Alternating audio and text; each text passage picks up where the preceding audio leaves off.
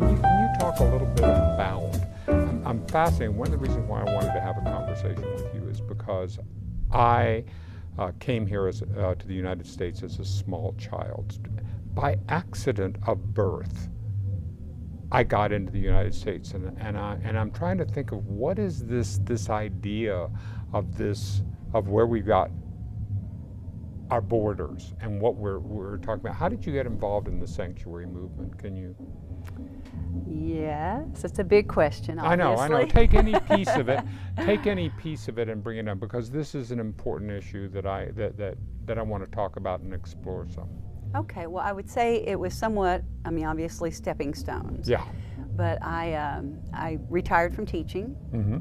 And what did you teach? Most of my career, I taught high school journalism. Yes. But the last 7 years, I specialized in English as a second language. So I got to see what it was like for people to be learning a language. And if you backtrack, I guess about 8 years before that, I had taken a leave of absence from teaching and lived in Ecuador, mm-hmm. and to learn Spanish. And I learned so much more than Spanish, even though I'm still learning Spanish. I can't Yes. say I learned that, but to learn about different cultures and people.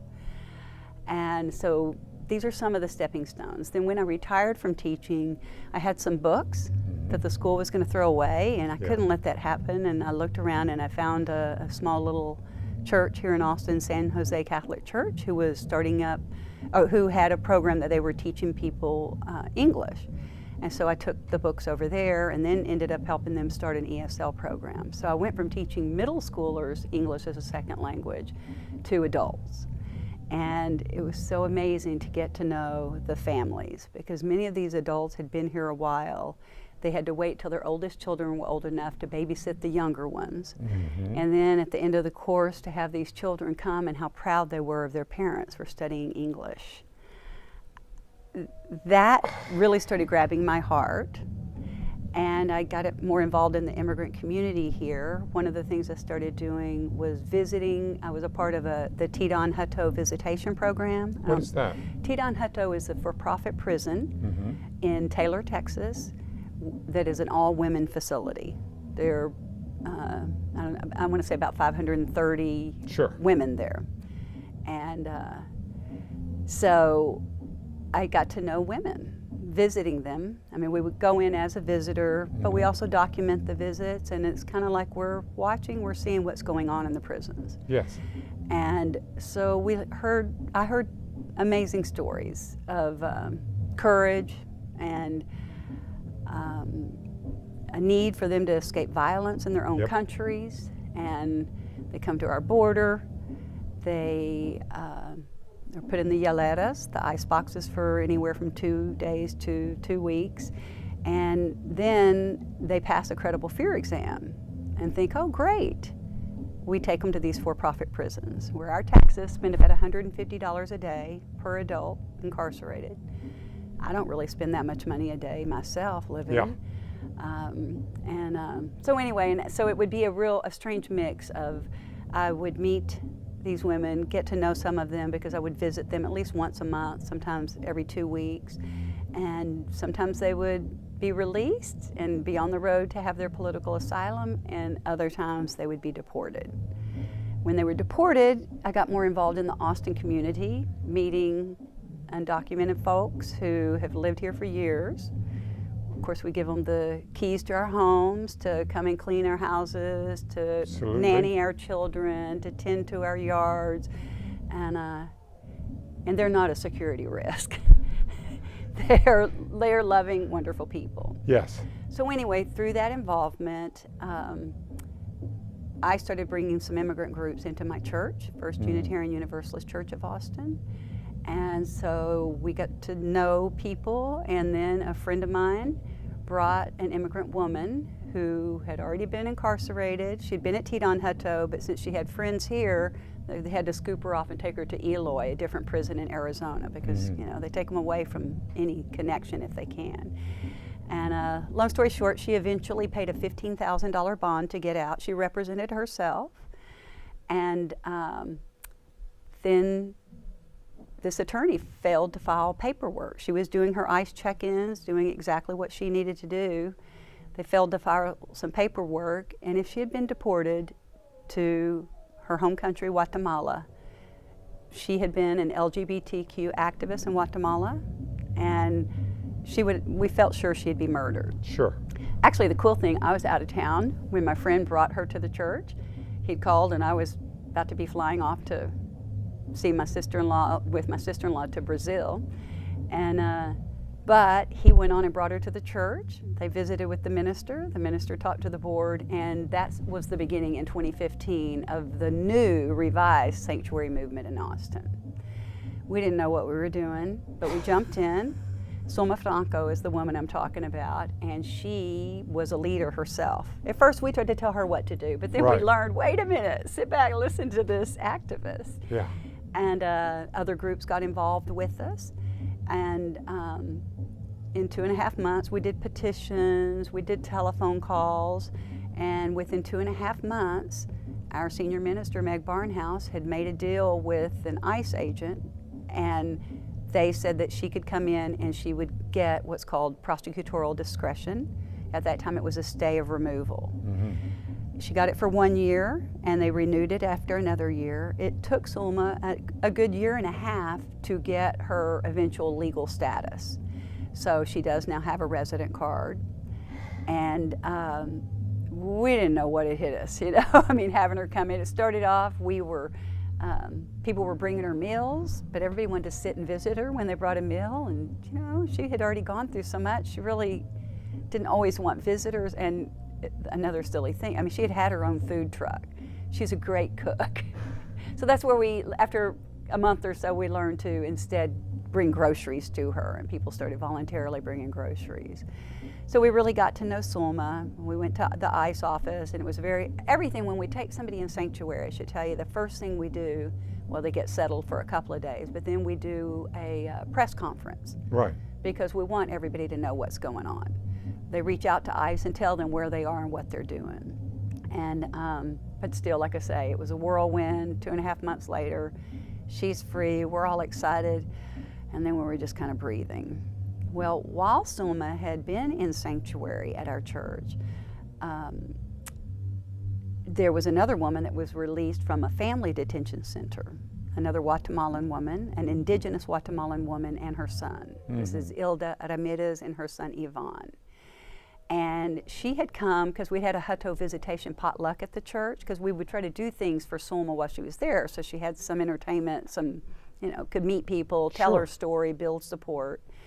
And so basically, Ilda had come one night and met Zulma. And she'd come to our church a couple of times. Well, and I didn't tell you, she had lived in the family detention center for 11 months with her son. She had been a part of a hunger strike. And conveniently, right before there was going to be a congressional visit, they let 6 different women out of that family detention center. But Ilda left with an ankle monitor, another part of the for-profit business, mm-hmm. and came and lived at a place here in Austin. And in about December of that year, that 2015, Obama started doing raids. And he said that they were going to be picking up anyone with deportation orders. Well, Ilda was watching the news, and she had a deportation order, but her son did not. His case was still pending, and she was scared. So the first thing she said is, I'll just go live in your church. She told another friend of mine from the church, and when this friend called me, and I'm like, whoa, I think we're still trying to figure out what we did. But there was another church in town, St. Andrew's Presbyterian Church. And so it's like, I think y'all should go visit St. Andrew's. And so they did that, and that's where Ilda and Yvonne ended up. Mm-hmm. And her case was harder. It took about 8 months for her to get, she didn't get a stay of removal. It was still the prosecutorial discretion, but they called it a deferred action. And so she and her son had a year deferred action. Well, fast forward through that year, and new administration, political climate is horrible. Yep. And they, without any explanation, just did not renew her prosecutorial discretion. So back up a little. Another man, an El Salvadorian man, Aledio Gomez, had also taken sanctuary again at our church. We were ready again by this point.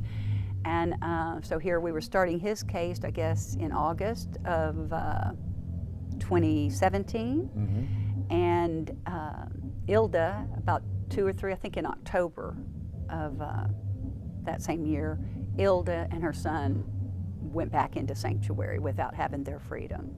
So our network, it's grown to about 30 congregations and social justice nonprofits. And our main tactic is this physical sanctuary. And so we meet and we run campaigns. We've done lots of petitions and telephone calls. We're really trying to move congressional representatives to step up and use their power to push ICE. Yes. Because they're the ones who employ ICE. And but it's been very hard. But with the new look of Congress, it's looking like we have more interest. And we're expecting, there are about 33 people, I think, across the country living in sanctuary, taking sanctuary in churches. And of course, sanctuary itself goes back to Hebrew times. Absolutely. And so it's been a safe place. It's just a tradition that ICE doesn't go into churches. Mm-hmm. They don't go into churches, schools, or hospitals. And so anyway, that's a bit of a nutshell there of what I've been doing. Does that answer your question about sanctuary? Well, it does. It does in that sense. But when you're, what are you learning about yourself, Peggy, in this process? How are you growing in what you want to do? Because you retired like a NASCAR. You go in, you get 4 more tires, and you get back out on the road. And so that's what on the track. And so that's what you're doing. So what is this teaching you about you? Well, the first couple of years of my retirement, I called myself a recovering teacher. Yeah. And but that was when I started teaching at San Jose, so it was just light. Mm-hmm. And so with getting more and more involved, one of the things I guess it's teaching me about myself, I used to say that the schools suck the blood out of teachers, mm-hmm. but I have to admit it's my personality. I throw myself into things. Sure. And I have a lot of passion, and I care about people. I mean, it's this basic tenet, whether somebody's religious or not, to love our neighbors. Right. I see the interdependent web that we all are a part of. And now I will say, well, I mentioned living in Ecuador. So I started learning Spanish late in life. Mm-hmm. And so what it's teaching me, well, it's because Spanish is harder for me, it makes me really pay attention more and try to listen to others.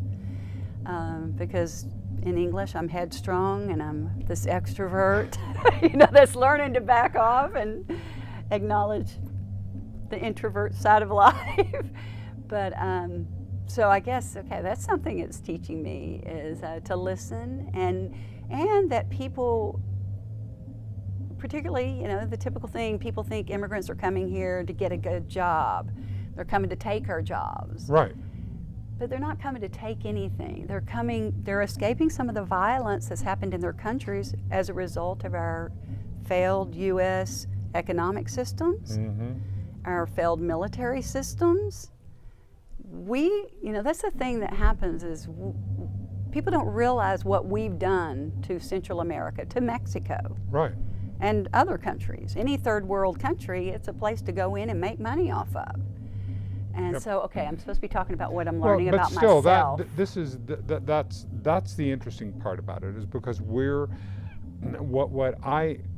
really resonates with me about this, one of the things that when in the Beto O'Rourke campaign, one of the things that he talked about was, why are we not convening a Latin American council that can begin to address some of the reasons why?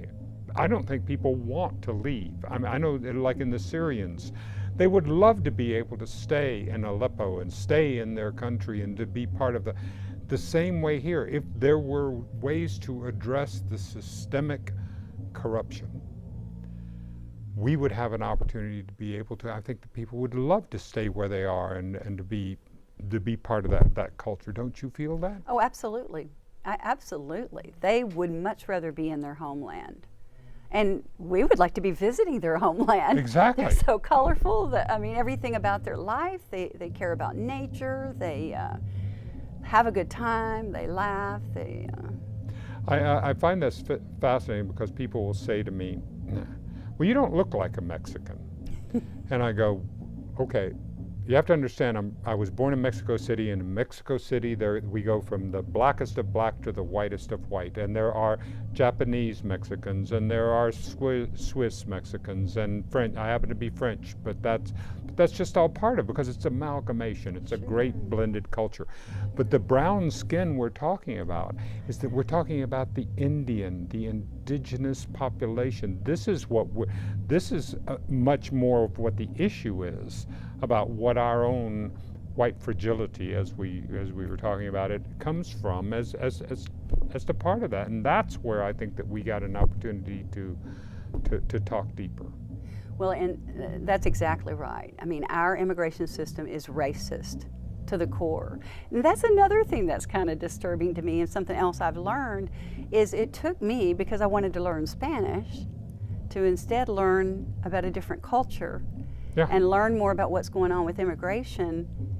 And I was 10, 12, 13, 14 when things were happening in our own country with the civil rights, with the voting rights, and with what was going on, how blacks were being mistreated. Yep. And I realized I was pretty sheltered from that. And so that's another thing. There's a new term called crimmigration. Crimmigration. Yes, because partly we're criminalizing immigrants. Yes. And we've already criminalized our African American population here. Yep.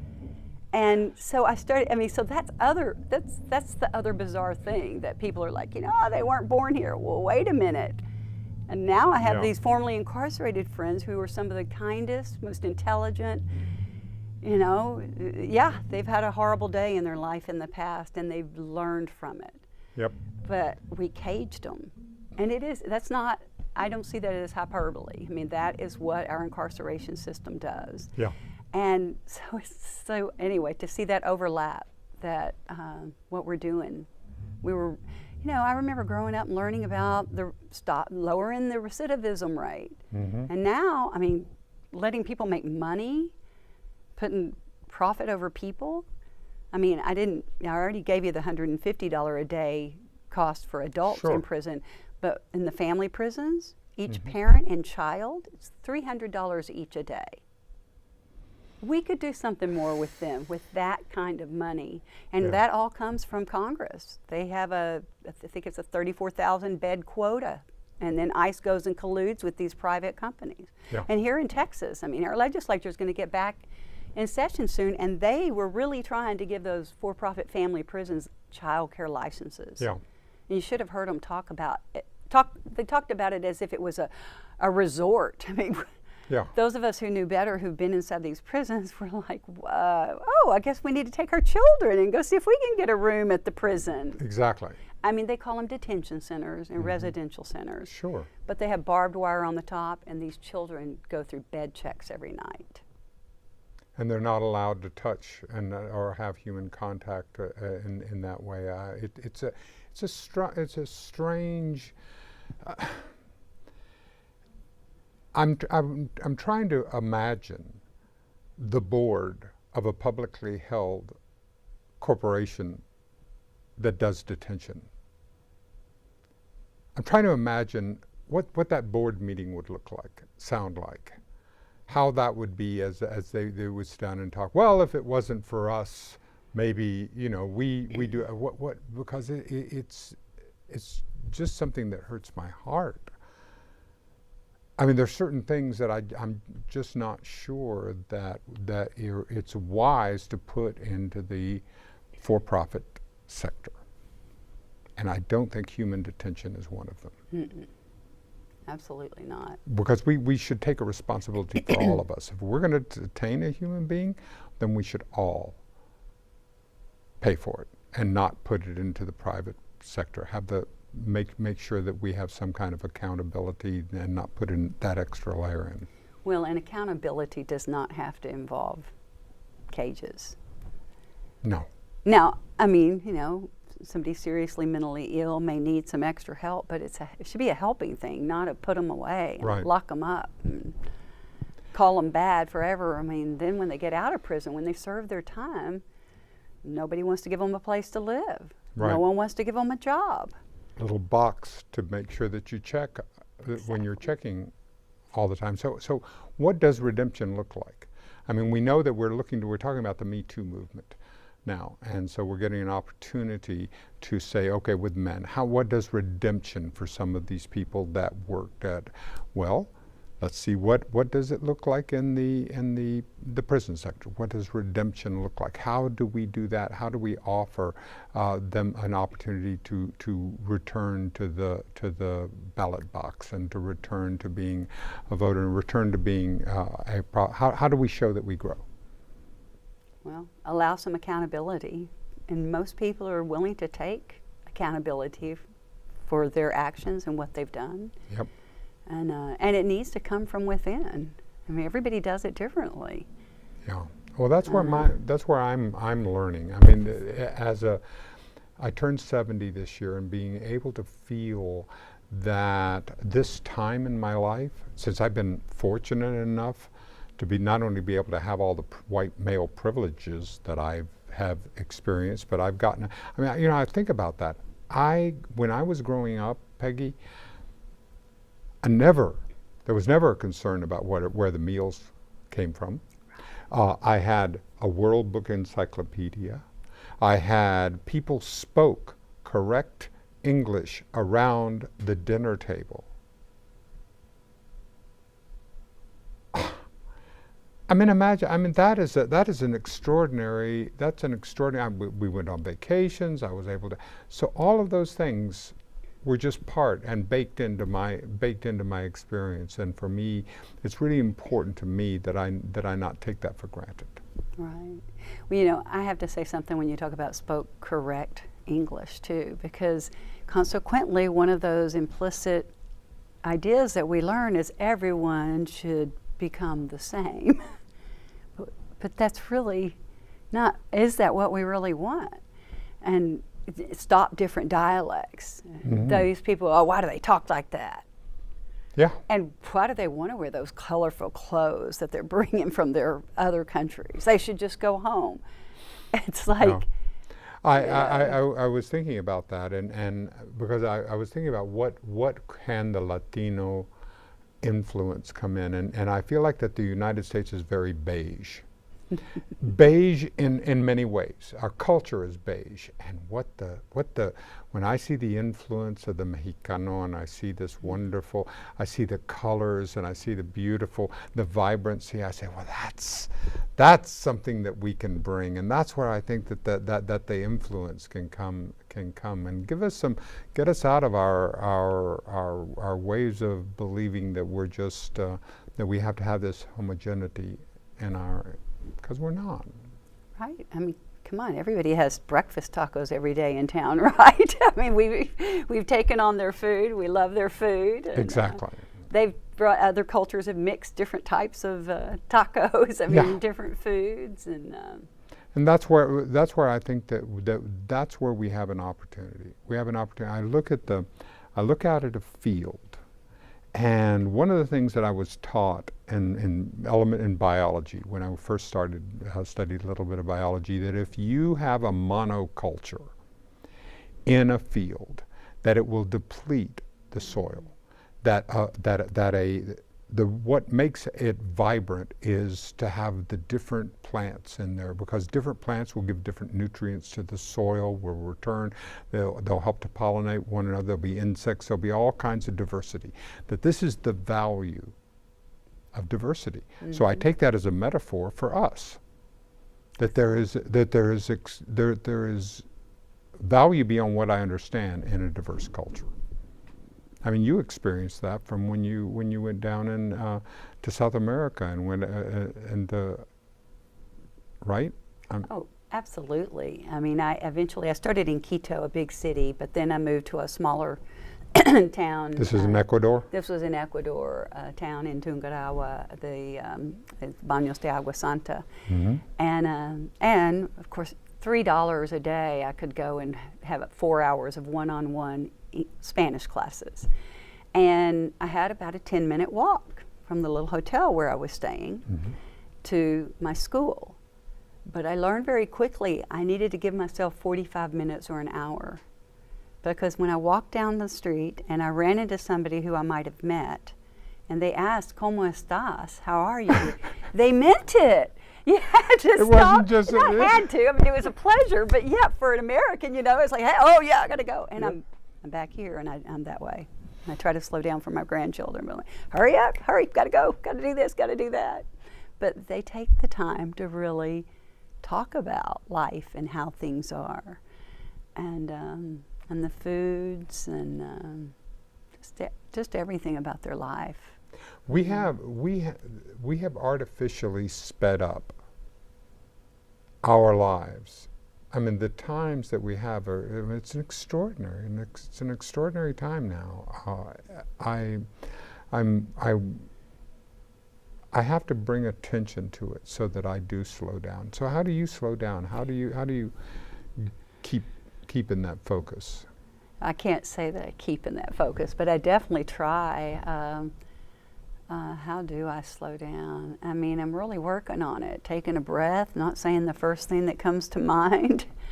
But I'm just so used to being quick that, and I guess when I'm around people and I do slow down and I hear them, and it's like, oh yeah, it's a good thing I didn't say anything, because I can learn so much more from them, and everything needs, everything goes both ways. It's such that's the thing that I want to be a learner and continue to be more of a learner and to ask a better question than to provide a better answer.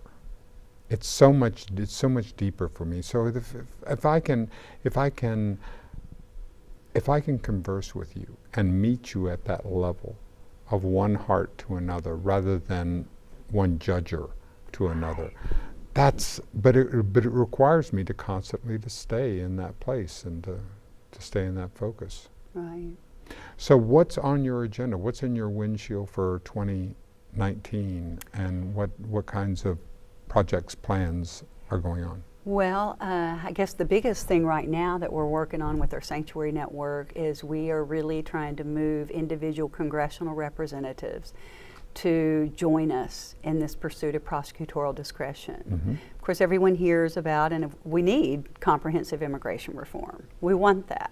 Yep. I want them to stop the TPS, the temporary protective status. Yeah. They're talking about stopping it. I mean, they are banning it. It needs to stay here. These people have been here for years. They've married. They've had children here. And suddenly we're going to send them back to their countries that are somewhat war-torn. DACA, of course, the DACA kids mean the real, I mean, I shouldn't say kids because they're adults too. Sure. But recipients of DACA, that's very important. But there's another thing that needs to happen, because there are people that don't qualify for TPS.